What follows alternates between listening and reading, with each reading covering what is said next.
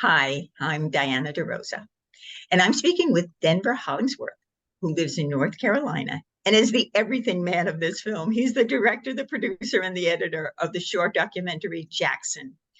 I really enjoyed watching this film, Denver, but I don't want you to get into too much detail. I want you to talk about the concept of the film. Yeah, the concept of the film, came about. One thing I'll give away because I think it's really important here is that I am actually the older brother of Jackson. So this is a very personal film for me. And so it really came about with trying to capture a specific time in his life. In this case, his 25th birthday, which is a huge milestone for anyone, but especially so for him because he has a number of rare medical conditions. And I really wanted to capture who he was at this particular time in his life and also how other people felt about him and other people's reactions to him.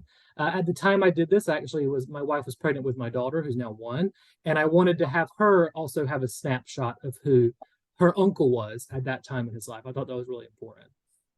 All right, so the people that will end up watching this film, what do you want them to take away from it? I think a couple of things. I think the first thing is you'll see immediately when this film starts that Jackson looks a lot different than we do. He has a number of different conditions that kind of affect his appearance. And so I think it's important to kind of break down some of the barriers people have when approaching him because people feel a little uncomfortable because he looks a lot different than how we look.